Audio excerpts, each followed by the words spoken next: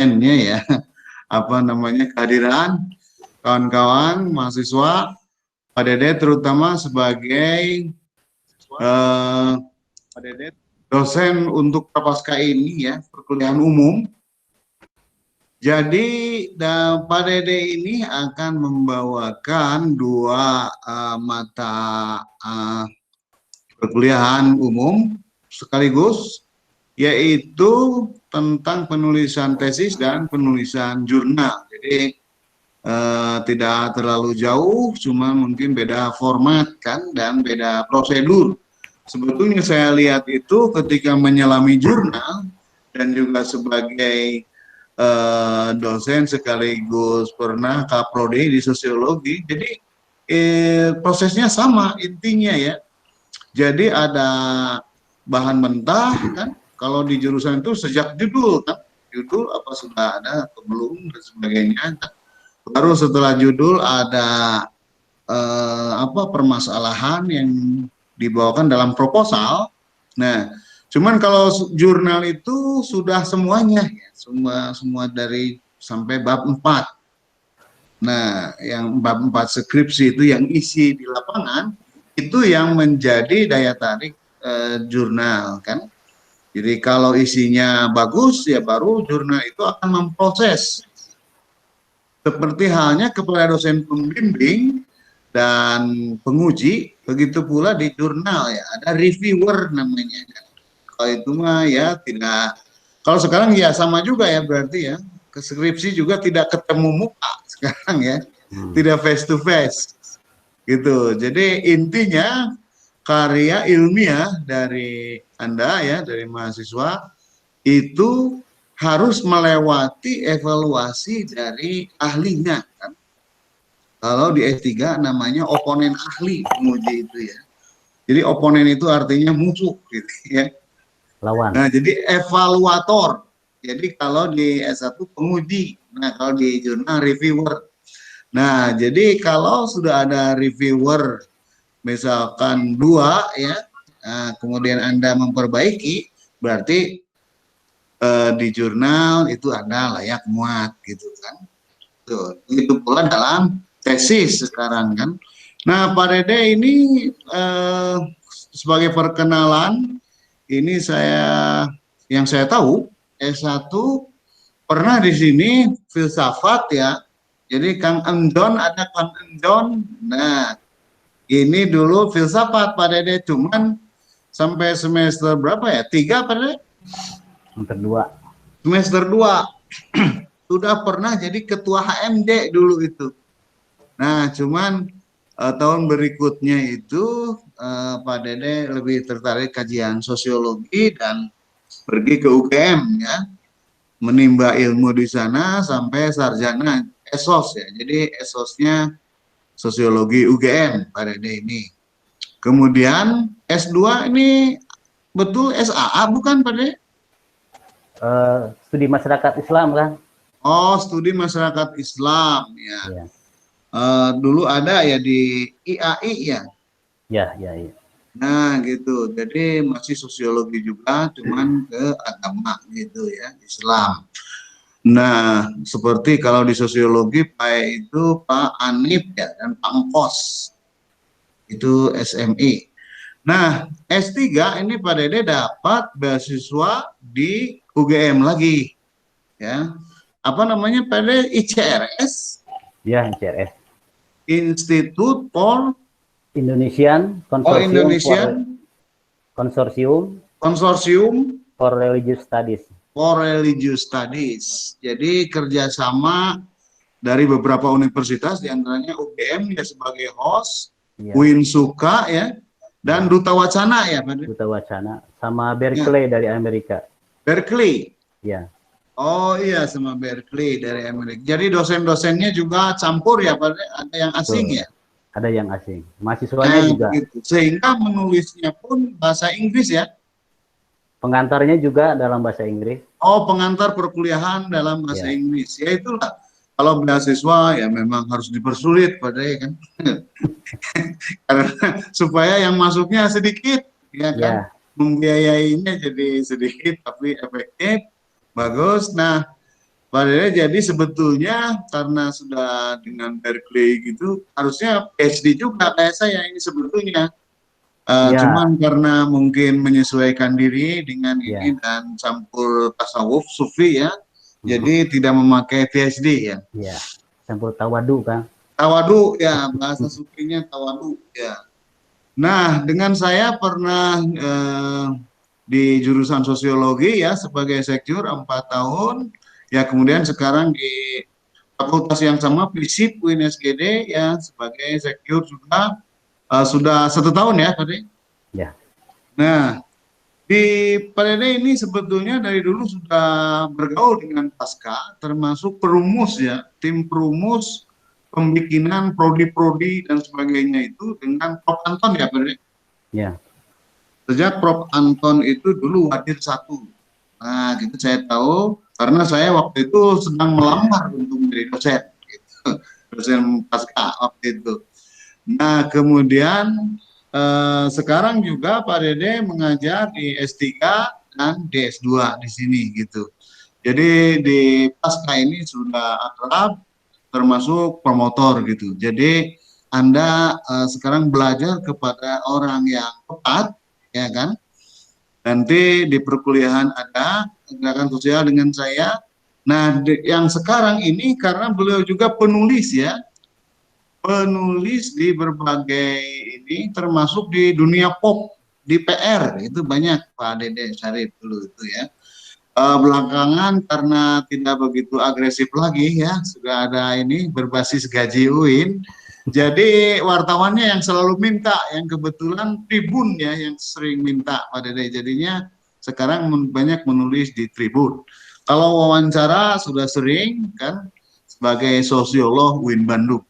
Itu mungkin perkenalan dari saya tentang Pak Dede ya. Jadi untuk penulisan ini sangat tepat karena sudah tesis, disertasi kan gitu dan menguji juga gitu. Kemudian dari segi dunia popnya juga menulis banyak termasuk di jurnal-jurnal yang Sinta 2 gitu ya, yang tingkat nasional. Yang internasional Pak Dede diterbitkan buku di Australia ya Pak Dede ya. Ada di Gitu. Australia, yang Nah, sebentar lagi di ada Jerman. di Jerman, di Toronto Kang, Di ada satu yang Toronto. ya Nah, gitu. Kanada. Jadi dalam kompilasi buku itu ada karya Pak Dede di dunia internasional. Jadi sangat tepat gitu. Dipersilahkan saya tidak berpanjang-panjang kata lagi. Pak Dede proses Anda ini kan sampai terserah Pak Dede ya kalau ini duhur gitu. Cukup, makasih. Ya. Silakan Pak Dede. Assalamualaikum. Waalaikumsalam. Baik, terima kasih Pak Sekjur SAA, Kang Opik. Bismillahirrahmanirrahim. Selamat siang teman-teman. Saya memperkenalkan diri, nama saya Dede Syarif. Tadi secara umum sudah disampaikan oleh Kang Opik sebenarnya. Saya diamanahi untuk menyampaikan materi tentang karya tulis ilmiah atau disingkat menjadi KTI gitu ya. Jangan asosiasinya ke yang lain KTI-nya. KTI itu karya tulis ilmiah gitu ya. Nah, dalam hal ini nanti akan di-split, akan dibagi menjadi dua. Pertama, karya tulis ilmiah dalam bentuk tesis. Yang kedua, karya tulis ilmiah dalam bentuk jurnal. Gitu ya. Secara umum, saya akan memberikan gambaran apa bedanya teman-teman menulis karya tulis ilmiah di S1 dalam bentuk skripsi dan karya tulis ilmiah di S2 dalam bentuk tesis. Gitu ya. Letaknya sebenarnya adalah pada kedalaman dari analisis teman-teman. Jadi kalau S1, nanti kalau pendekatannya yang kuantitatif, mungkin variabelnya 1, maka ketika S2 ditambah variabelnya. Kalau kuantitatif gitu ya. Kalau yang kualitatif, bedanya secara sederhananya dari skripsi ke tesis itu adalah yang tesis ini lebih analitis. Jadi kalau teman-teman mengajukan pertanyaan penelitian pada skripsi, itu biasanya kan deskriptif. Apa dan bagaimana? Maka jawabannya adalah begini, itu, ini. Bagaimana, begini, demikian, dan lain-lain. Nah, di tesis ini itu lebih deep, lebih dalam, dan pertanyaannya juga lebih analitis. Jadi pertanyaannya mengajukan pada kenapa. Gitu ya. Karena dia kenapa, maka Anda harus lebih analitis, lebih berpikir dalam, karena jawabannya bukan jawaban yang bersifat deskriptif. Jadi kalau misalnya apa perbedaan antara perilaku keagamaan Muslim kota dengan Muslim desa, itu adalah pertanyaan deskriptif. Itu biasanya ada dalam skripsi. Kalau tesis, Anda lebih analitik. Misalnya, kenapa kaum urban, Muslim urban di kota lebih menggandrungi model-model agama yang populer, misalnya. Nah, itu tidak bisa deskriptif, itu harus analitik. Nah, itu perbedaan secara sederhana antara Anda menulis skripsi dan menulis tesis. Jadi ada dua nanti pembahasan yang saya, pertama ada tesis, kemudian nanti akan pindah ke penulisan jurnal ya. Oke, sebentar saya tampilkan dulu.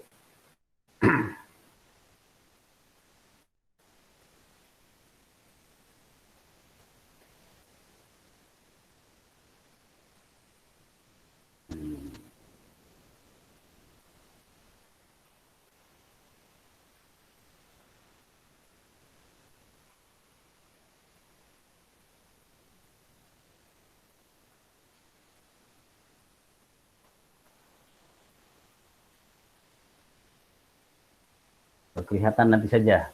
Oh, ini yang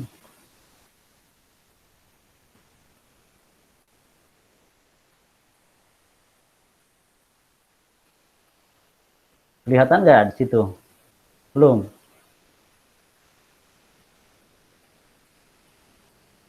Kelihatan, Pak. Kelihatan ya? Iya, Pak. Kelihatan, Pak. Oke, kelihatan. Oke, saya mulai dari tesis ini ya. Menulis tesis untuk mahasiswa program SA2. SS2 gitu ya. Oke. Saya ingin menyampaikan ini dulu nih kaidah pertama. Jadi tesis yang bagus, yang baik adalah tesis yang selesai, gitu ya. Jadi teman-teman jangan sampai terlalu idealis, kemudian kadituka dia, jadi beres-beres. Padahal tesis yang bagus, menurut kaidah ini adalah tesis yang bagus adalah tesis yang selesai, gitu ya. Oke, saya lanjut. Nah, di pembahasan ini ada 4 poin yang ingin saya sampaikan. Yang pertama, bagaimana menyelesaikan tesis, kemudian bagian-bagian dalam tesis, yang ketiga, mekanisme bimbingan tesis, dan yang keempat, ujian tesis. Materi ini sebenarnya nanti akan teman-teman terima di buku panduan penulisan tesis di S2. Nanti akan dibagikan oleh Pak Sekjur. Arjun, mute dulu Arjun. Siapa? Oke. Lanjut, jadi secara umum begini bagaimana menyelesaikan tesis. Ada dua poin besar sebenarnya dalam penulisan itu. Yang pertama ada format, yang kedua ada isi. Jadi bentuk tulisan itu ada format, ada isi. Format itu adalah struktur, yang isinya struktur penulisan, sistematisasi penulisan, kemudian ada metode penulisan, ada metode citasi dan lain-lain gitu ya. Itu format. Jadi kalau teman-teman punya apapun, itu kan ada formatnya. Kemudian yang kedua adalah isi. Isi ini adalah penentuan tema, kemudian isu, kemudian teori yang digunakan, dan ya seluruh tulisan itu masuknya dalam kategori isi. Jadi ada format bungkusnya, kemudian ada isi, kandungan yang ada dalam tulisan tersebut. Nah, jadi begitu secara sederhana.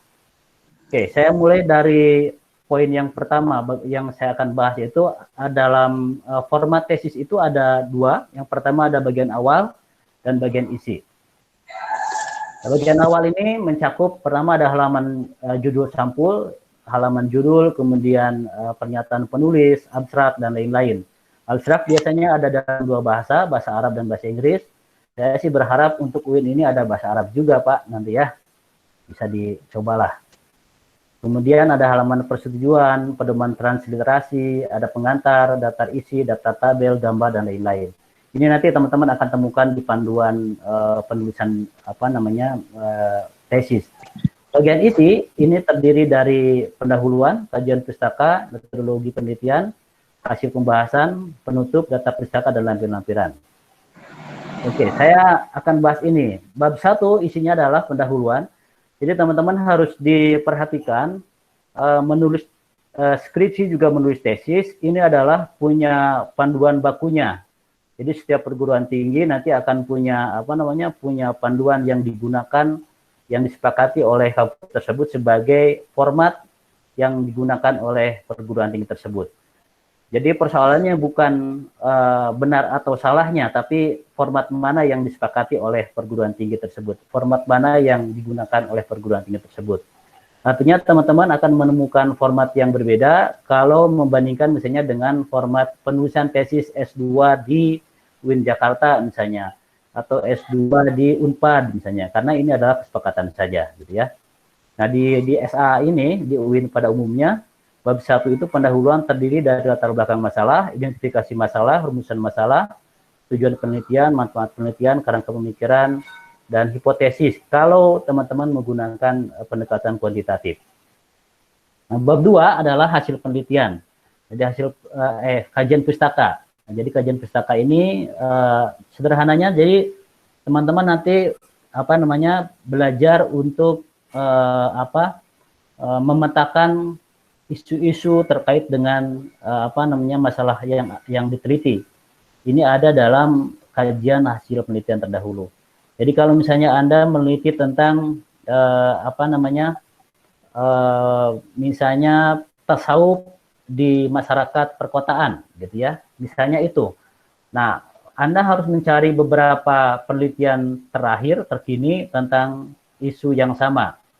Nah, kemudian dari sekian, misalnya ada 5 penulis yang Anda baca, jurnal yang Anda baca, maka Anda harus memetakan kelima kajian yang sudah ada tersebut. Kemudian Anda melihat di mana posisi kajian yang Anda lakukan. Nah, tujuannya adalah untuk tidak mengulangi penelitian yang sudah ada. Jadi misalnya buku A menjelaskan bahwa tasawuf di kalangan masyarakat urban adalah demikian-demikian, yang B demikian-demikian. Maka Anda harus menjelaskan posisi penelitian Anda itu di mana, gitu ya. Gitu, itu yang bab 2. Kemudian bab 3 metodologi penelitian, nanti di situ akan atau harus dijelaskan tentang paradigma penelitian, metode penelitian, sumber data, teknik pengumpulan data, analisis data. Nah, yang ingin saya sampaikan terutama untuk teman-teman di S2, jadi ini sebenarnya bukan definisi ya. Misalnya saya akan menggunakan metode kualitatif. Metode kualitatif adalah ini, bukan itu. Jadi singkat saja definisinya, tapi Anda menjelaskan bagaimana Anda melakukan penelitian tersebut begitu. Tidak hanya berdasarkan definisi saja. Misalnya, saya akan menggunakan metode kualitatif dengan cara melakukan interview. Yang diinterview adalah informan ini, kenapa informan ini adalah sebagai tokoh dan lain-lain. Jadi Anda harus detail seperti itu. Nah, kecenderungan di teman-teman mahasiswa S1 terutama, jadi hanya mendefinisikan saja, sehingga dari skripsi yang ditulis sarua KB sinate. Metode kualitatif adalah A, B, C, D. Nah gitu, itu tidak mikir kalau gitu, itu cuma mindahin doang gitu ya. Jadi yang dimaksud di sini juga harus memberikan penjelasan secara empiris, secara lapangan, bagaimana Anda akan melakukan penelitian tersebut. Kemudian pindah ke bab 4. Bab 4 ini ada hasil dan pembahasan. Di sini Anda akan mendisplay hasil yang Anda temukan melalui pengumpulan data tersebut. Biasanya pengumpulan data dalam metode penelitian ini ada 3 umumnya ya. Ada observasi, kemudian ada wawancara, kemudian ada kajian pustaka. Observasi itu adalah teman-teman misalnya mendatangi tempat di mana penelitian dilakukan. Misalnya kalau penelitiannya tentang perilaku keberagaman kaum urban, maka Anda harus terlibat atau melihat kegiatan keagamaan yang dilakukan oleh masyarakat urban tadi. Kemudian melihat, mencatat, dan merekamnya sebagai sebuah peristiwa. Nah, dari situ kalau Anda menemukan hal-hal yang perlu ditanyakan, maka diperdalam melalui wawancara. Kemudian Anda bandingkan dengan kajian-kajian yang lain yang juga pernah melakukan penelitian yang mirip-mirip seperti itu. Itu nanti akan menampilkan data yang disebut dengan triangulasi. Triangulasi itu perbandingan antara observasi, kemudian wawancara, dan kajian pustaka. Jadi combine semuanya, data-data tersebut dimix, digabung, jadi menjadi sebuah penjelasan yang orisinal milik Anda. Jadi lain dipisah-pisah, wawancara dipisahkan, observasi dipisahkan, kajian pisahkan dipisahkan, bukan seperti itu. Tapi digabung. Nanti dijelaskan pada bab 4 di hasil dan pembahasan begitu ya. And then kita loncat ke bab 5, ini ada simpulan dan saran. Jadi ini juga yang saya ingin sampaikan sebenarnya, terutama untuk tesis yang S2 ini, simpulan dan saran itu, simpulan itu sebenarnya bukan pengulangan sepenuhnya pengulangan gitu ya. Misalnya yang satu pertanyaan A kemudian diulang di simpulan, bukan. Tapi Anda menjelaskan your standpoint, posisi Anda sebagai autor, sebagai penulis dalam masalah tersebut. Misalnya masalah pertama, masalah kedua, masalah ketiga gitu ya.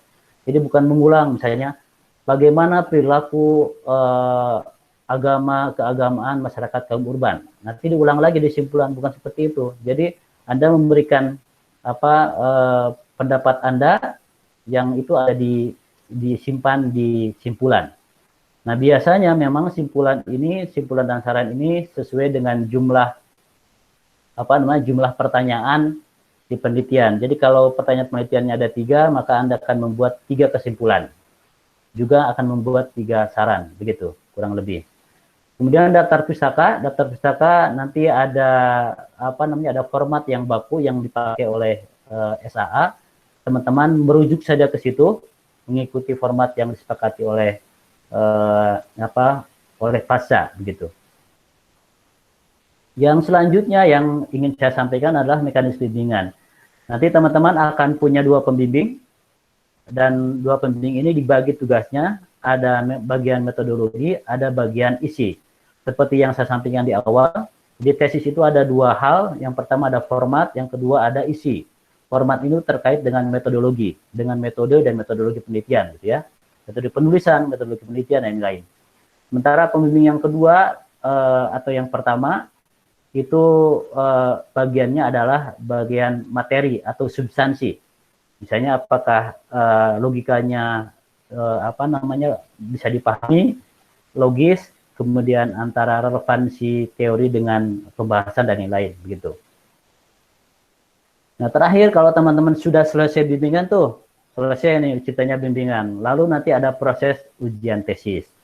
Nah, ujian tesis ini adalah tentu saja tesisnya yang tadi saya sampaikan, tesis yang baik adalah tesis yang selesai. Jadi selesai dulu, kemudian penuhi administratifnya, baru kemudian bisa ikut pada proses ujian, gitu ya. Itu untuk materi yang pertama tentang tentang menulis tesis.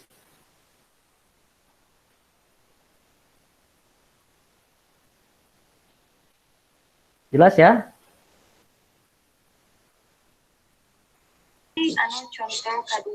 Jelas, Pak. Kelihatan. Oke, saya lanjut dulu ya ke materi yang kedua ya. Oke, materi yang kedua sebenarnya masih dalam kategori karya tulis ilmiah, cuma formatnya berbeda. Kalau yang tadi kan ke tesis, yang ini adalah jurnal. Nah, jadi saya ingin sampaikan juga, jadi tren sekarang teman-teman untuk karya ilmiah itu, kalau dulu trennya adalah menulis buku. Tapi buku itu relatif update-nya lama, pembaharuannya lama. Kalau jurnal itu adalah relatif lebih cepat. Dan jurnal ini dianggap sebagai sebuah media bagi para sarjana, bagi para mahasiswa untuk berkolaborasi, untuk berinteraksi, bersilaturahmi gagasan, pemikiran dengan penulis-penulis yang lain. Jadi kalau teman-teman ingin melihat perkembangan keilmuan dalam satu bidang, lebih baik melihat jurnal. Comparing to buku gitu ya, dibanding buku. Kalau jurnal itu lebih update. Misalnya tentang sejauh mana sih sekarang kajian studi agama-agama ini. Nah, itu ada banyak jurnal-jurnal yang membahas tentang religious studies ini, studi agama-agama ini.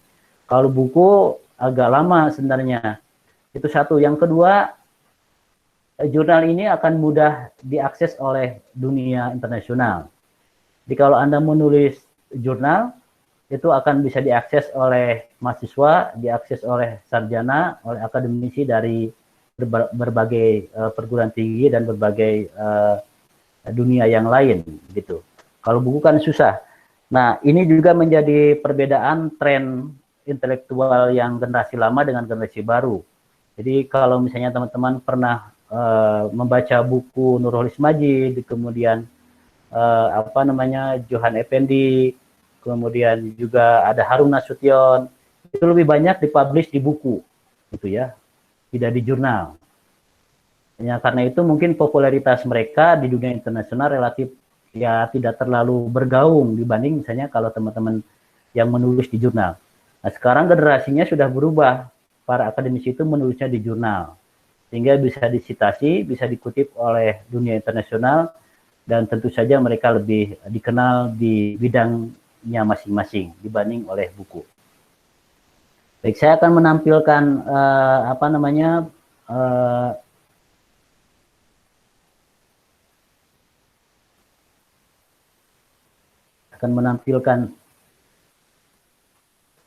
materi untuk jurnal ya.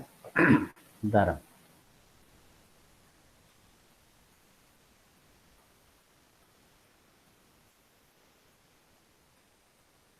Sudah kelihatan teman-teman?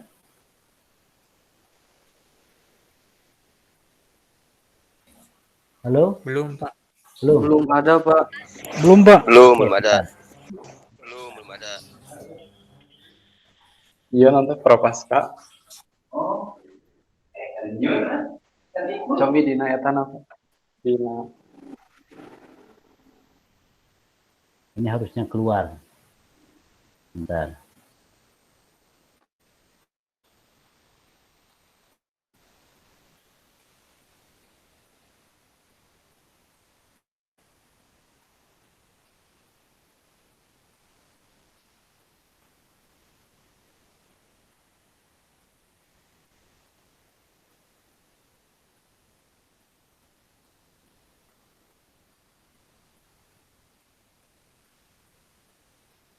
Kok dia nggak muncul nih? Pak, can you help me, Pak? Ada di situ nggak, Pak? Belum, Pak. Ulang lagi, Pak. Coba present now. Terus window. Terus buka PowerPoint-nya yang seperti yang tadi. Ya, saya sudah buka ini. Bentar. Iya. Boleh di WA-kan dulu. Bisa dikirimkan ke saya dulu atau? Sudah ada nggak? Ada? Belum? Bentar, Pak. Sebentar. Biasanya ada dulu.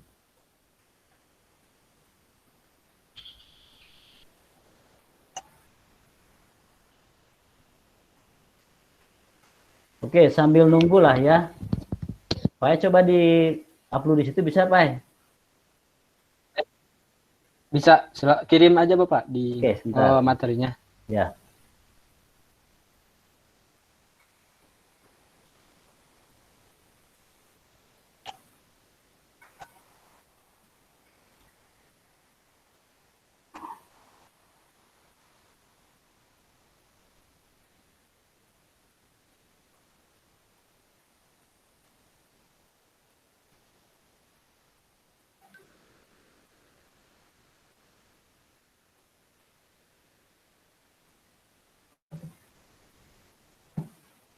Baik, teman-teman, saya mulai dari sini. Jadi bedanya antara jurnal dengan tesis itu adalah jurnal ini relatif lebih isunya lebih update. Kemudian sama secara umum ada dua poin. Yang pertama ada format, ada isi. Jadi setiap jurnal punya formatnya masing-masing, atau di istilah dalam penulisan jurnal namanya gaya selingkung ya. Gaya selingkung itu adalah gaya penulisan yang digunakan oleh jurnal begitu. Bentar, saya penasaran, ini harus keluar ini. Nggak kelihatan juga.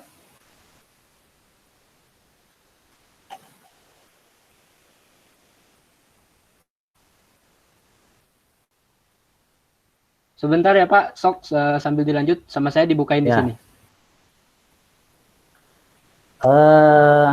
Ya. Jadi dalam menulis jurnal itu nanti teman-teman akan menemukan menemukan model atau gaya penulisan jurnal yang berbeda-beda. Misalnya kalau Anda melihat di SAA ada jurnal Hanifiyah gitu ya, itu punya gaya tersendiri. Kemudian kalau juga Hanifiyah. Kemudian juga ada jurnal, kalau di jurusan saya di sosiologi ada namanya jurnal Temali. Itu mungkin gaya penulisannya beda karena menganut gaya penulisan yang khas milik jurnal tersebut gitu. Nah, penulisan jurnal juga seperti juga penulisan tesis ada 2 poin yang dibahas. Yang pertama adalah format, yang kedua isi. Format itu adalah style penulisan yang digunakan oleh jurnal tersebut. Saya nanti mau menampilkan contoh tulisan jurnal juga sebenarnya. Kemudian ada juga isi. Format itu nanti secara umum dalam menulis jurnal pertama ada pendahuluan, kemudian nanti ada ada metodologi, kemudian ada result atau hasil. Hasil itu ada bagian bagian sama hampir dengan disertasi tadi, ada pembahasan dan hasil dan pembahasan begitu. Kemudian yang terakhir ada konklusi begitu. Nah, bedanya antara jurnal dan tesis selain itu juga adalah pada proses bagaimana satu tulisan bisa dipublish, bisa diterima dalam sebuah jurnal. Itu ada prosesnya, misalnya kita sudah ada tulisan kemudian disubmit ke jurnal tertentu, kemudian nanti ada proses reviewing, proses review biasanya oleh dua reviewer dan nanti akan diputuskan apakah tulisan kita itu diterima atau tidak. Saya akan tampilkan dulu sebentar. Ya. Penasaran saya ini. Saya juga ini lagi coba Pak. Saya udah dapat file. Oke, teman-teman lihat ya. Sudah. Ada kan? Ada Pak, ada. Ada Pak, ada. Sip. Oke, kalau begitu. Siap ya. Oke, dalam materi tulis jurnal ini ada 5 poin yang ingin saya jelaskan. Yang pertama, apa itu tulisan jurnal, kemudian kriteria tulisan untuk jurnal, struktur umum tulisan jurnal, kemudian terkait dengan pelanggaran etika ilmiah, dan yang kelima memilih jurnal, bagaimana memilih jurnal. Saya langsung ke apa itu tulisan jurnal. Jadi tulisan jurnal sama seperti yang pengantar untuk tesis, yaitu ada formatnya, ada rangkanya, bentuknya. Itu terkait dengan struktur tulisan, kemudian style atau dalam bahasa jurnalis disebut sebagai gaya selingkung. Kemudian ada panduan penulisan, itu disebut sebagai author guidance gitu ya, petunjuk untuk penulis. Di situ akan ditentukan fontnya apa, jenis fontnya, font size-nya berapa, spacingnya berapa, kemudian kutipan menggunakan apa dan lain-lain gitu. Kemudian isi ini terkait dengan isu. Jadi kalau teman-teman menulis nanti mudahnya begini, ada tema itu adalah gambaran umum tentang satu masalah, kemudian diturunkan menjadi topik itu lebih sedikit lagi. Misalnya gini, temanya tentang apa? Temanya tentang agama, itu kan umum tuh tema. Apa topiknya? Perilaku keagamaan, itu sudah menjadi topik, sudah kecil gitu ya. Jadi dipersempit lagi. Jadi isunya, kemudian pembahasan setiap jurnal juga memiliki cara pembahasan yang berbeda-beda. Nah, saran saya, jadi teman-teman harus memilih jurnal yang relevan dan dengan melihat identitas pada jurnal tersebut.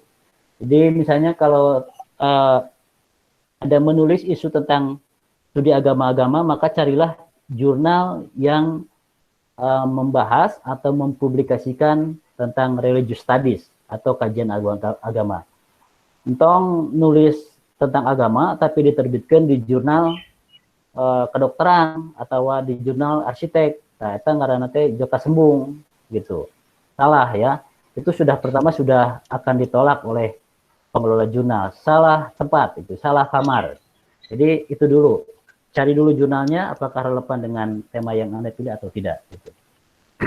Saya lanjut. Jadi nanti dalam tulisan jurnal itu ada beberapa hal. Yang pertama, jurnal itu harus hasil penelitian. Gitu ya, bukan hasil ngalamun. Kamu hasil ngobrol mah. Ngobrol gitu ya terus jadi jurnal nggak bisa. Harus hasil penelitian. Ya, penelitiannya ada dua, ada fieldwork, ada penelitian lapangan, juga ada penelitian pustaka. Gitu ya. Fieldwork itu penelitian lapangan itu adalah misalnya Anda terlibat dalam kasus penelitian yang terjadi di sekitar Anda, terlibat di situ mengumpulkan data dan lain-lain. Kalau library research ini lebih banyak ke konsep gitu ya. Yang kedua, ini yang saya lihat biasanya jurnal lebih suka yang empiris, yang lapangan tadi. Jadi upayakan jangan terlalu konseptual gitu ya. Konsep misalnya konsep jiwa menurut Al-Ghazali gitu ya, itu mah tinggal dibaca sebenarnya. Jadi lebih baik misalnya bagaimana persepsi masyarakat tentang jiwa. Nah, misalnya itu kan berarti di lapangan. Itu lebih disukai sebenarnya oleh jurnal-jurnal dibanding yang konseptual. Yang ketiga, tulisan jurnal itu harus original atau asli. Jadi asli buatan Anda gitu ya. Kemudian yang keempat, tulisan di jurnal harus mengandung data dan informasi. Jadi ada datanya dan informasinya. Jadi kalau konseptual kan dia cuma mengambil dari buku tuh. Tapi kalau penelitian fieldwork, lapangan, Anda akan menyampaikan data, menyampaikan informasi dari proses penelitian yang Anda lakukan. Kemudian yang kelima, diuraikan secara lugas, jelas, dan tidak sumir. Tidak sumir itu tidak bersayap kalimatnya. Beda kalau Anda membaca cerpen atau membaca koran gitu ya. Mungkin ada kalimat-kalimat baik judul atau narasinya, penjelasannya yang bersifat sumir, tidak jelas. Itu kriteria tulisan jurnal. Selanjutnya, struktur umum dalam jurnal itu begini. Yang pertama ada judul, kemudian ada abstrak, selanjutnya ada pendahuluan, kemudian ada bagian yang menjelaskan metode, kemudian ada yang menjelaskan hasil dan diskusi, atau result di sini, kemudian ada kesimpulan. Masih terlihat teman-teman gambarnya? Lihat, Pak. Masih, Pak. Ya, berarti saya tidak sendiri gitu maksudnya. Oke, saya lanjut. Apa itu judul? Nah, begini. Judul ini adalah gambaran dari isi paper, dari isi tulisan. Jadi kalau Anda misalnya mau membeli sesuatu, maka Anda akan melihat tulisan dulu di situ judulnya. Jadi diusahakan judul itu betul-betul menggambarkan, merepresentasikan isi dari tulisan tersebut. Tentang judul kadi itu tulisan kadieu gitu ya, kakaler kakidul, salah misalnya judulnya. Jangan seperti kalau di media sosial ada yang namanya clickbait. Clickbait itu penampakannya sangat menggoda, pas isinya separuh gitu. Itu tidak bisa di jurnal. Jurnal itu harus pilihan kosakata judul itu harus yang bersifat menggambarkan isi dalam dalam tulisan tersebut. Yang kedua, menggunakan kalimat yang simple, yang sederhana saja, jangan kalimat yang bersayap gitu, karena butuh interpretasi yang banyak. Kemudian beberapa jurnal menolak penulisan subjudul. Misalnya kalau skripsi kan biasanya begitu ya. Misalnya perilaku masyarakat, perilaku keagamaan Muslim urban. Itu di kasus pada komunitas pengajian di Masjid Al-Hidayah. Panjang. Itu dalam jurnal biasanya ditolak yang kayak gitu. Langsung saja judulnya misalnya perilaku keagamaan kaum urban. Sudah gitu. Di dalamnya nanti akan ada penjelasan yang lebih detail. Kemudian judul ini merupakan wajah yang menarik untuk pembaca. Jadi buatlah kalimat, pilihlah diksi yang menarik sehingga orang mau baca terhadap tulisan itu. Kalau tidak menarik, buat apa nulis? Membaca kan? Kasihan. Nah, yang terakhir menulis judul harus jelas, lugas, dan sedikit provokatif. Saya menyebutnya begitu. Ada apa namanya penulis yang lain menyebutnya kalimatnya bukan provokatif, tapi shocking. Shocking itu mengejutkan, sehingga nanti orang akan ingin tahu gitu ya. Tapi dihindari juga, jangan seperti membuat judul di koran-koran populer. Itu juga kalimatnya memang sering provokatif, shocking, tapi tidak jelas. Kalau di jurnal harus diperhatikan itu. Kemudian abstrak. Nah, abstrak ini adalah juga abstract ini dalam bahasa Inggris itu adalah inti dari apa namanya dari tulisan gitu ya, inti dari paper tersebut. Jadi di ekstrak, diperkecil sehingga orang nanti akan bisa mengetahui isi tulisan itu dari membaca abstrak saja. Kalau Anda bisa menampilkan abstrak yang menarik, itu sudah hampir mungkin 50% penulisan itu sudah bagus, abstraknya sudah kelihatan menarik pembaca. Ya, yang disampaikan di abstrak itu adalah apa yang diketahui, what is now unknown, apa yang tidak diketahui, kemudian apa yang perlu diteliti, gitu ya. Jadi dijelaskan di situ. Kemudian Anda memberikan argumen yang melandasi kenapa isu yang Anda teliti itu penting. Kalau nggak penting, ngapain diteliti, gitu kan? Jadi berikan argumennya. Tujuan penelitian Anda apa, kemudian yang metode yang digunakan itu apa, hasilnya seperti apa, kemudian signifikansinya seperti apa. Jadi buat dalam satu kalimat, tetapi itu padat gitu menyampaikan. Biasanya tulisan itu sekitar 100 sampai 250 kata. Ya, akan kelihatan nanti contoh abstraknya. Kemudian di bagian pendahuluan ini ada kita menjelaskan urgensi penelitian. Urgensi itu kenapa sih diteliti? Kenapa penting? Kenapa memilih tema itu? Kenapa penelitian tentang perilaku keagamaan kaum urban penting diteliti? Gitu. Harus dijelaskan di situ. Kemudian apa yang belum diketahui mengenai topik tersebut? Jadi teman-teman harus dipahami bahwa satu isu tertentu dalam penelitian itu pasti sudah ada yang meneliti sebelumnya. Anda harus terkoneksi dengan wacana yang sudah ada, ya kelihatan bahwa Anda juga engage, terlibat dalam isu tersebut. Kesorangan gitunya, seakan-akan Anda adalah orang pertama yang menemukan isu tersebut. Jangan seperti itu. Itu pasti kelihatan bahwa Anda tidak gaul dalam isu tersebut, gitu. Kemudian menunjukkan masalah penelitian, ini yang disebut tadi dalam tesis sebagai kajian pustaka. Jadi Anda akan melihat di mana posisi penelitian, masalah penelitiannya. Nah, masalah penelitian ini teman-teman beda dengan pertanyaan penelitian. Ini yang sering kali salah. Ini namanya research problem. Research problem itu adalah masalah penelitian. Anda bisa menemukan masalah penelitian itu dengan cara misalnya membandingkan antara teori dengan kenyataan. Jadi kalau misalnya menurut teori itu ABCD, ternyata Anda menemukan realitas tidak ABCD tetapi ABCDEF misalnya. Itu satu. Berarti kesenjangan antara teori dengan realitas gitu. Yang kedua adalah Anda menemukan gejala-gejala baru yang itu belum banyak diungkapkan secara akademik, secara ilmiah. Misalnya fenomena kuliah online atau fenomena sholat menggunakan media sosial. Itu gejala baru dan akan menjadi masalah penelitian. Gitu. Misalnya ada sholat Jumat menggunakan Zoom. Sehingga muncul istilahnya bukan sholat Jumat, tapi Jumatan. Bukan sholat Jumat, tapi Jumatan. Gitu ya.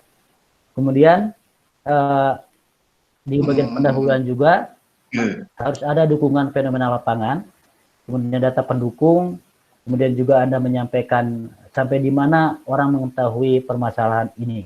Gitu ya, itu di bagian pendahuluan. Nah, kemudian landasan teori. Nah, teori ini Anda juga harus menemukan teori yang relevan. Tentu saja sangat banyak. Dari sekian banyak teori yang relevan tersebut, Anda kaji, Anda dialogkan antara satu teori dengan teori yang lain. Misalnya dalam kajian sosiologi yang saya pelajari misalnya, jadi misalnya ada teori struktural fungsional dari Tarkot Parson, kemudian direvisi oleh Max Weber, direvisi lagi oleh teori Robert Merton. Jadi sebenarnya teori itu adalah dialog antara satu teori dengan teori yang lain. Nah, Anda akan lihat dialog teori tersebut, mana yang relevan, kemudian Anda pilih. Kalau Anda sudah pilih satu teori tertentu, berikan argumen kenapa teori tersebut yang Anda pilih. Gitu. Misalnya penelitian tentang perilaku keagamaan di masyarakat perkotaan. Banyak tuh teorinya. Dialogan secara singkat teori-teori yang ada, kemudian Anda pilih salah satu teori yang menurut Anda akan relevan dengan kebutuhan penulisan di jurnal tadi. Kemudian mengembangkan argumen, Anda bisa melihat dari data-data yang ada, dari realitas yang Anda temukan, atau juga menyerap dari diskusi-diskusi di konferensi atau dan lain-lain begitu. Ini argumennya dibangun dari situ. Bagaimana menemukan argumen? Ya bisa dari Anda mempertanyakan apa sih hubungan antara penelitian yang Anda lakukan dengan penelitian yang lain. What are the connection between your work and the work of others? Anda kan menulis isu tentang misalnya tasawuf masyarakat perkotaan. Yang lain sudah ada tuh. Apa hubungannya dengan yang sudah ada? Kemudian, what are the distinction between your work and their? Apa perbedaan penelitian yang Anda lakukan dengan yang sudah ada? Itu. Jangan sampai mengulang. Kalau mengulang ngapain? Kan sama-sama saja. Dalam penulisan jurnal ada yang namanya istilah defining the wheel. Defining the wheel itu mendefinisikan roda. Dari dulu roda mah anggar gitu bulat, nggak ada roda yang persegi. Jadi kalau Anda tidak bisa membedakan distinction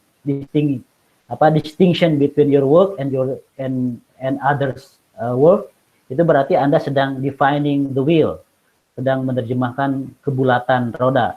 Sarua-sarua keneh gitu, ngapain ditulis. Jadi harus bisa menjelaskan itu. Yang ketiga, what are the main connection between your paper and their publication? Jadi Anda harus memberikan penjelasan hubungan utama dari paper Anda dengan publikasi yang sekarang ada. Yang keempat, bisa ditanyakan juga what is the main distinction between your work? Ini sama dengan yang di atas. Yang utamanya apa perbedaannya? Mungkin sedikit saja sebenarnya perbedaannya, bisa jadi perspektifnya, angle-nya, dan lain-lain. Kalau yang lain misalnya isu tersebut dilihat dari dari doktrinnya, misalnya isu agama perkotaan dari doktrinnya, Anda lihat dari ritualnya, itu kan beda. Itu yang dimaksud dengan distingsi. Gitu. Oke, metode. Dalam metode ini Anda menjelaskan subjek, siapa. Jadi misalnya apakah Anda siapa yang informannya, kalau kualitatif, siapa respondennya kalau Anda menggunakan kuantitatif gitu ya. Kemudian instrumennya bagaimana dalam pengumpulan data, bagaimana Anda menganalisis data tersebut. Kemudian nanti dituangkan dalam bagian hasil dan diskusi. Hasilnya adalah Anda mendisplay beberapa temuan, kemudian dianalisis dengan teori yang Anda gunakan. Nah, ini juga yang poin yang penting saya sampaikan agar teman-teman tidak tergoda untuk tergoda oleh kemudahan-kemudahan dalam rangka menulis jurnal. Ini disebut sebagai pelanggaran etika ilmiah. Yang pertama disebut dengan publikasi data. Jadi publikasi data itu mempabrik itu membuat ya, sehingga nanti ada data fiktif. Di ngalamun lah gitu ya. Kemudian falsifikasi data itu adalah dengan cara mengubah sesuai dengan hawa nafsu penulis biasanya. Hawa nafsunya akan menjelaskan atau mendukung, maka difalsifikasi. Kemudian ada plagiarisme, ini juga yang sering terjadi. Ini namanya bahasa Inggrisnya mencontek, plagiarisme itu. Jadi mengambil bulat-bulat tulisan orang, pindahkan. Itu jangan sampai terjadi. Oke, kemudian ini yang terakhir, yang sebelum terakhir, ini ada tips dalam bagaimana Anda memilih jurnal. Kalau untuk jurnal nasional yang terindeks di Dikti, di Sinta, Anda bisa pergi googling ke website Sinta Ristek ini ada, terlihat di gambar. Kemudian untuk jurnal internasional yang terindeks di Indexing Scopus, Anda bisa pergi ke Schema.gov gitu ya. Gitu. Kemudian ini yang terakhir, kesimpulan dari apa yang saya sampaikan di atas adalah ini. Jadi teman-teman lihat di bagian yang paling besar itu ada judul tulisan, tulis penulis, gitu. Jadi judul tulisan, kemudian Anda tulis namanya, kemudian afiliasi Anda. Afiliasi itu WIN, kemudian apa namanya, pesantren atau apa. Di situ itu namanya afiliasi penulis. Biasanya tidak usah pakai nomor WA, Pak. Cukup aja nomor email. Atau bahkan tidak ada email juga, nama perguruan tingginya atau nama kantor tempat Anda bekerja. Atau biasanya membutuhkan juga email yang terhubung dengan lembaga gitu ya. Misalnya kalau saya pakai ddesarip@winsgd.ac.id gitu ya. Nanti kalau Anda menggunakan email afiliasi lembaga, itu nanti akan terkoneksi ke ke perpustakaan yang ada di UIN misalnya. Nah, bagian 1 ada fenomena dan isu. Ini kalimatnya harus kalimat shocking, kalimat yang mengejutkan sehingga orang mau, oh, ini isunya apa? Jadi kan menarik. Kemudian diberikan kalimat pendukung apa? Tidak hanya shocking doang gitu, ngaruwaskeun hungkul, tapi dukungan. Harus ada pendukungan datanya. Dengan data, dengan statement ahli. Datanya dari apa? Dari lapangan. Kemudian statement ahli itu dari buku. Kita mengutip bahwa shocking word atau kata shocking sentences yang kita buat itu didukung oleh data dan juga didukung oleh statement ahli. Kemudian itu terdahulu ada peta umum studi, siapa saja yang pernah meneliti hal tersebut, di display, dijabarkan apa kelebihannya, apa kelemahannya. Nah, tujuannya adalah bisa mendeskripsikan, mengkritisi, atau mentransformasi. Deskriptif itu Anda membedakan antara penulis 1, 2, dan 3. Kemudian dikritisi, apa kelemahan dan kekurangannya, kelemahan dan kelebihannya. Kemudian Anda memberikan argumen, kalau yang itu bisa menggunakan hipotesis, begitu ya. Kemudian nanti saya lanjut ke bagian 2, review literatur, artinya Anda membaca tulisan-tulisan yang sudah ada. Pasti dalam satu isu itu ada konsep-konsep yang sudah berkembang. Konsep satu apa? Misalnya tentang perilaku keagamaan kaum urban. Menurut konsep satu apa? Kaum urban adalah cenderung A. Konsep yang kedua, kaum urban cenderung B. Konsep ketiga cenderung C. Begitu. Itu penemuan konsep. Kemudian penjelasan metode, ada observasi, wawancara, dan FGD. Observasi itu tadi saya sudah jelaskan.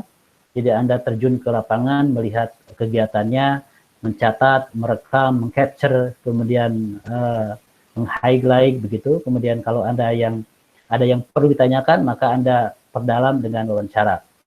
Kemudian di result, di hasil itu ada deskripsi, bentuk ada faktor-faktornya, kemudian model dan strategi. Hasilnya seperti itu, Anda mendeskripsikan, menjelaskan faktor-faktor, menjelaskan strategi atau model. Kemudian ada discussion itu Anda menganalisis argumen yang 1, 2, 3, jadi itu kalau lihat panahnya kan kelihatan tuh koneksinya antara satu dengan satu. Nah dari situ nanti akan menghasilkan poin yang ke-6 dalam bentuk conclusion atau kesimpulan. Begitu secara umum tentang menulis jurnal. Saya kira itu untuk materi karya tulis ilmiah, baik yang tesis maupun yang jurnal. Mudah-mudahan kalau teman-teman tadi sempat melihat slide-nya, nah nanti bisa di-share, saya share untuk untuk slide-nya bisa dipelajari lebih lanjut. Saya kira itu Bapak moderator, saya kembalikan dulu. Kalau ada pertanyaan saya akan saya akan respon. Terima kasih. Billahi fi sabilillah. Wassalamualaikum warahmatullahi wabarakatuh. Waalaikumsalam. Silakan kawan-kawan menanggapi ya. Bapak. Silakan. Nah, dari Andini mau bertanya. Iya, Pak. Silakan Andini.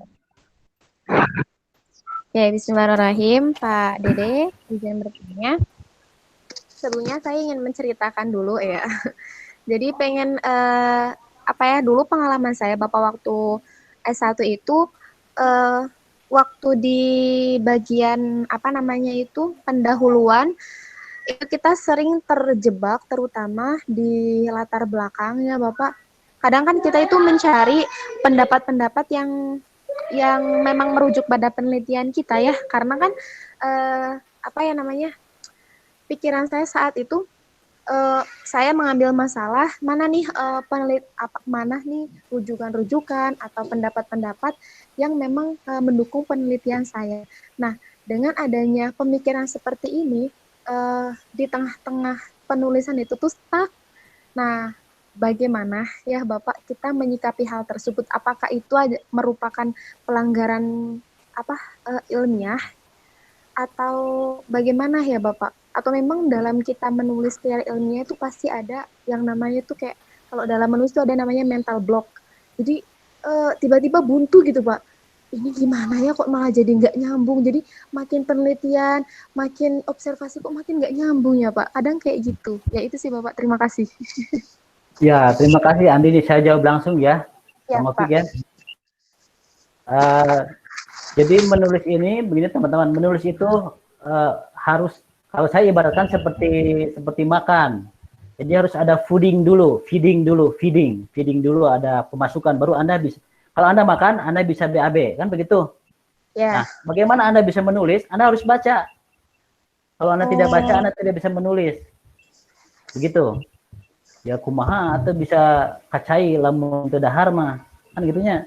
Jadi harus baca dulu. Kalau Anda buntu, baca lagi gitu. Nah, tips yang kedua adalah dalam menulis itu, kalau Anda mulai menulis, jangan berpikir dulu baik atau buruk tulisan tersebut. Jadi kalau Anda misalnya tiba-tiba sudah baca observasi, ada di kepala, pergi saja ke laptop, kemudian Anda tulis semua. Jangan mikir dulu, halus tawah henteu, di pikiran terus, itu nggak selesai-selesai. Nggak bakal mulai-mulai. Misalnya Anda akan menulis tentang perilaku keberagaman masyarakat urban. Pikiran mikir cenekul di laptop. Nah, kalau Anda mikir dari awal, bagus enggak ya? Itu pasti akan buntu. Andini di mute Gitu. dulu. Andini. Nah, baiknya kalau Anda mau menulis, pokoknya pergilah ke laptop, tuliskan apa yang Anda di kepala. Jangan berpikir tulisan itu baik atau buruk. Setelah semuanya tumpah tuh ke file, simpan dulu. Besok Anda pergi lagi, Anda lihat. Oh, ini nyambung, berarti Anda tambahkan. Ini perlu referensi, Anda cari referensinya. Dukung dengan referensi. Oh ini nggak nyambung nih, Anda cut, buang, Anda tuliskan lagi. Jadi menulis itu memang tidak langsung jadi, dan memang ada penulis yang sifatnya moody gitu ya, moody teh, yang mudah-mudahan gitu ya. Kalau sedang punya uang, kuotanya bagus, nulisnya cepet gitu ya. Lalu beak duit, kuota beak, itu bisa nulis teh. Nah, itu namanya moody.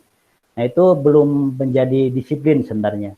Jadi caranya Andini, pertama harus baca, kemudian ngobrol, berbicara, diskusi dengan yang lain. Yang ketiga, Anda menulis saja, jangan dulu berpikir bagus atau tidak. Proses memilih mana bagus atau tidak, itu namanya proses editing. Itu proses berikutnya. Bahkan dalam proses menulis itu ada yang namanya inkubasi.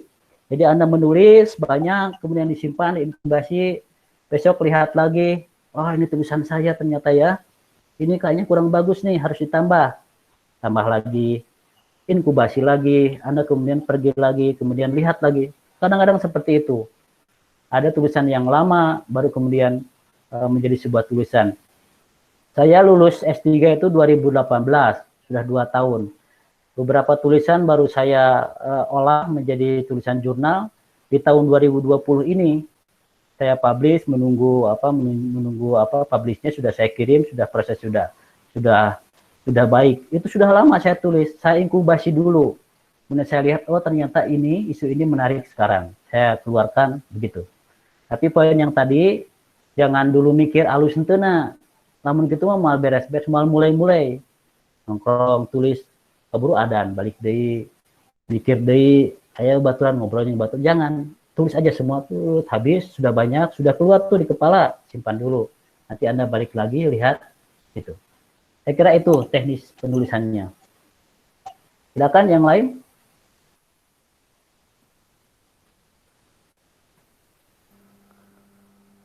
Assalamualaikum Pak, izin bertanya. Silakan Arjun. Ya Pak. Gini Pak, ada 2 pertanyaan Pak. Mungkin tadi Bapak udah jelasin, cuman entah saya nggak nangkap atau saya nggak dengar. Yang pertama, apakah sama antara penulisan tesis dengan jurnal? Kalau tesis kan tadi Bapak bilang kalau nggak salah kita harus merujuk ke entah itu tesis atau jurnal ya, itu kita merujuk ke penelitian yang terakhir. Contohnya penelitian tentang Al-Ghazali. Kita cari penelitian Al-Ghazali yang terakhir. Apakah itu berlaku juga di tesis atau di jurnal? Dan yang kedua, bagaimana perbedaan antara judul di tesis dan di skripsi, Pak?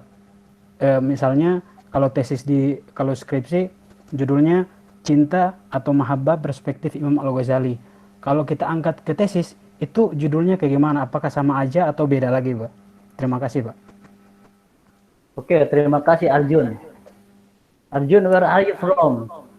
I'm from Maluku Utara, Ternate, Pak. Oh, I see. Your intonation is not like Sundanese. Yes, Pak, yes. Iya. Beta, berarti beta. Ya, Pak. Ya, oke. Terima kasih Arjun.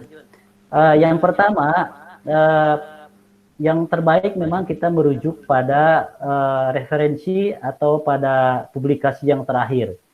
Biasanya kalau untuk di ilmu sosial, termasuk nanti kajian agama, itu batasannya antara mungkin 15 atau 10 tahun terakhir masih boleh, bukan boleh, bagus lah gitu ya. Misalnya Arjun ingin menulis tentang mahabbah dalam konsep Imam Al-Ghazali. Carilah publikasi yang keluar pada periode 10 tahun terakhir. Misalnya yang terakhir sekarang berarti 2020, berarti 2010 kan. Jadi yang sekitar itu 2011, 2013, 2014 sampai 2020. Itu jauh lebih kelihatan bahwa Anda engage, Anda terlibat dalam isu tersebut. Anda mengupdate persoalan tersebut. Termasuk juga buku. Karena di jurnal itu referensi yang digunakan di tulisan ilmiah itu bersinambung antara tahun sebelumnya dengan yang sekarang. Itu sangat bagus gitu. Kalau di ilmu alam bahkan lebih update lagi, mungkin 5 tahunan ya, 5 tahun yang boleh digunakan sebagai referensi dimasukkan ke tulisan yang ada di jurnal. Jadi kalau Anda masih menggunakan referensi yang ditulis pada sebelum Masehi, itu mah keterlaluan. Sudah beda, itu sudah bukan Ashabul Kahfi lagi zamannya sekarang. Sudah ke sini. Sudah banyak, berarti Anda mengupdate isu tersebut juga. Kemudian terkait judul. Judul ini kan sebenarnya pantulan dari isinya, dari isi tulisan. Biasanya ya terkait dengan variabelnya berapa kalau di kuantitatif, kemudian kalau di kualitatif diusahakan yang lebih analitik. Misalnya bagusnya judul itu menggunakan kalimat yang shocking tadi gitu ya, yang problematik, kelihatan masalahnya. Kalau itu kan masih deskriptif. Konsep mahabbah menurut Imam Al-Ghazali itu masih deskriptif. Orang tinggal baca saja. Tapi kalau misalnya misalnya relevansi konsep mahabbah pada komunitas Muslim perkotaan, itu pasti akan kelihatan tuh masalahnya. Apakah konsep mahabbah Imam Al-Ghazali ini relevan atau tidak dengan masyarakat perkotaan? Jangan-jangan dia hanya relevan untuk masyarakat rural, masyarakat desa saja. Jadi dimunculkan dalam judul tersebut yang diksi yang problematik gitu. Saya kasih tips gitu ya. Kalau dalam bahasa Inggris kalau Anda menulis dalam jurnal bahasa Inggris, biasanya Anda menggunakan kata kerja aktif yang menggunakan gerund, misalnya menggunakan gerund. Contohnya misalnya kalau Anda ingin menulis misalnya mengimplementasikan konsep mahabbah dalam masyarakat Muslim kota. Berarti kalau bahasa Inggrisnya gitu ya, implementing the concept of mahabbah from Al-Ghazali among urban Muslim saja. Nah, yang maksud saya diksi implementing itulah yang digunakan. Saya nanti akan tampilkan contohnya, misalnya sebentar.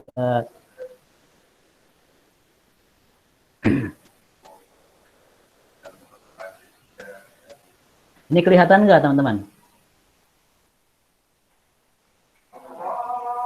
Nggak kelihatan, Pak. Nggak kelihatan?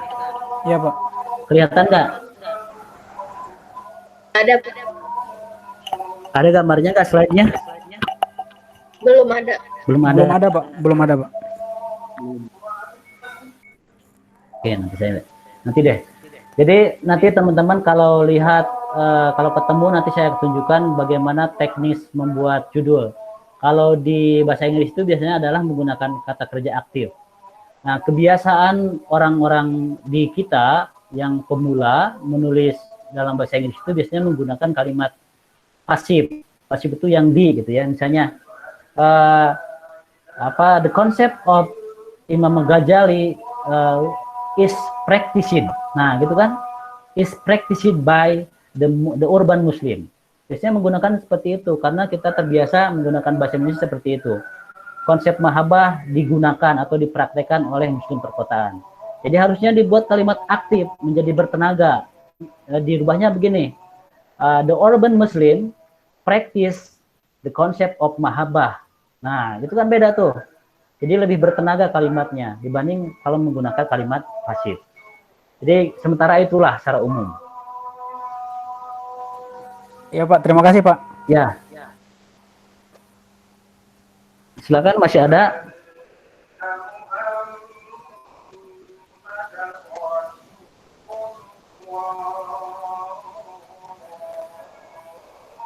Gimana, cukup kawan-kawan?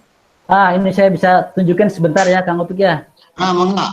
Nah, ini yang saya maksud nih. Ini kalimat contrasting ya. Ini ada kata kerja yang yang dalam bahasa Inggris tekniknya seperti ini. Contrasting trajectories of Shia emergence. Misalnya ini yang yang saya pelajari bagaimana membuat judul terutama dalam bahasa Inggris. Jadi menggunakan kata kerja yang aktif. Kemudian dalam abstrak, kalau teman-teman lihat ini adalah naskah yang dalam proses proses reviewer di review. Kemudian ini ada abstraknya juga saya sarankan teman-teman menggunakan memilih kata kerja yang aktif. Misalnya ini ya, saya tunjukkan. The establishment of Shia civil society through subordination is a struggle, gitu ya. Is occurring, gitu ya. Kemudian jadi coba dihindari penggunaan kalimat pasif yang terlalu banyak dalam menulis, terutama dalam bahasa Inggris, gitu ya. Kemudian ada abstrak, kemudian ada keyword, ada kata kunci, kemudian ada introduction. Kalau teman-teman saya lihat ada tulisan berwarna merah, ini adalah hasil dari reviewer. Jadi kalau nanti Anda submit ke jurnal, kemudian akan mendapat, kalau di accept, tapi dalam proses review nanti akan ada catatan seperti ini. Itu kemudian nanti kita akan diminta memperbaiki yang dikasih underline seperti ini. Gitu.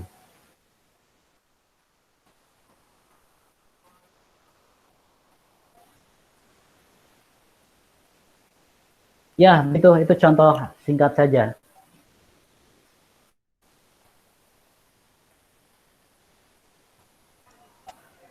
Gimana kawan-kawan, cukup? Cukup, Pak. Dengan Pak Dede cukup ya, terima kasih. Alhamdulillah, amin. Jadi sudah banyak ilmu yang kita dapatkan barusan dengan sesi dari Pak Dede ya. Mudah-mudahan bermanfaat bagi keseluruhan proses belajar mengajar Anda, karena Amin. intinya di pasca ini harus banyak menulis juga, dan menulis itu bisa nyambung semuanya. Jadi yang Anda tulis di tugas bisa muncul nanti di tesis gitu ya, termasuk dalam ringkasan-ringkasan buku kalau ada yang menugaskan untuk resensi atau apa, itu bisa dikutip. Jadi nyambung semua gitu ya, the whole picture Anda itu akan muncul di tesis sehingga mudah. Begitulah saya dulu kan ketika saya belajar di Belanda itu. Jadi saya udah duluan ya, sekitar Juni itu saya sudah beres gitu. pulang Agustus, akhirnya 2 bulan itu ya saya ya mempersiapkan proposal lagi untuk S3. Tapi karena nggak masuk dalam beasiswa, jadi saya di Malaysia S3-nya.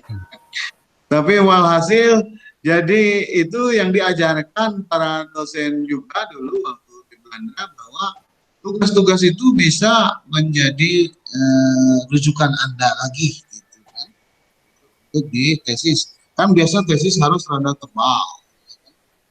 Ini ada musik sedikit. Ya. Nah, jadi intinya begitu. Ini prapaskah yang ini tinggal berarti besok naskah ya.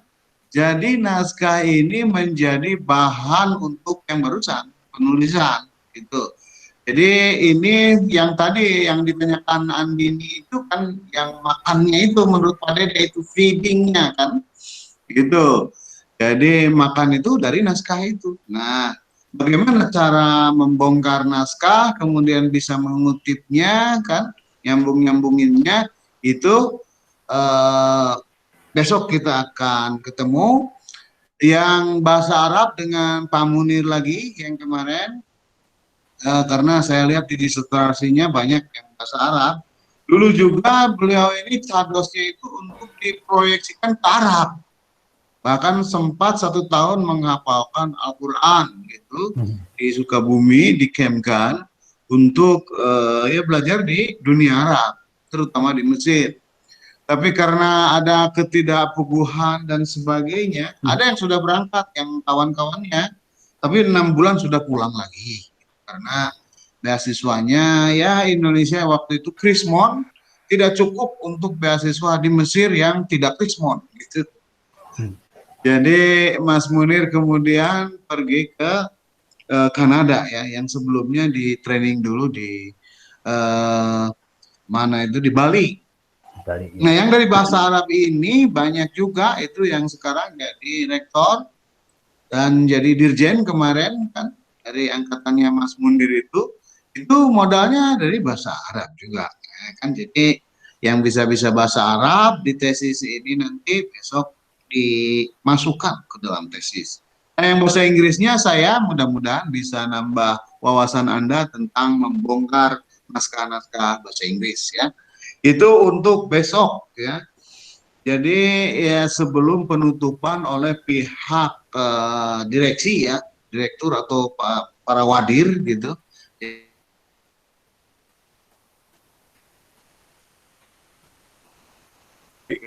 Ini terima kasih Pak Dede atas sumbangan pikirannya, dan ini mohon maaf atas segala kekurangan ya. Kalau ada mau ke sini mungkin boleh ada konsumsi.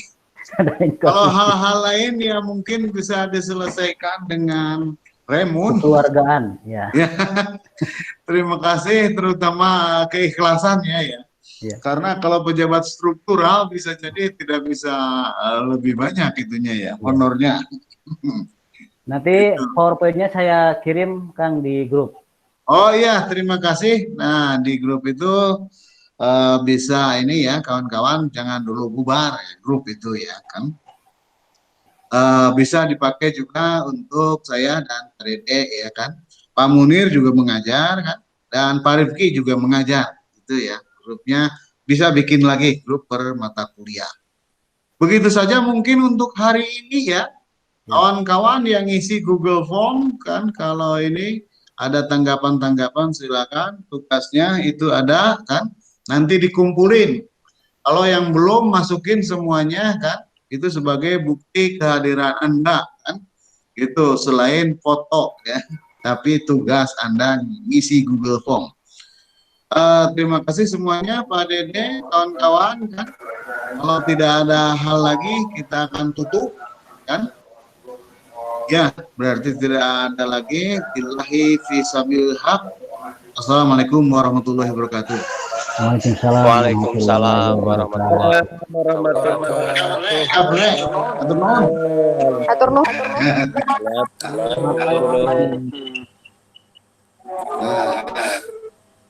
Gitu.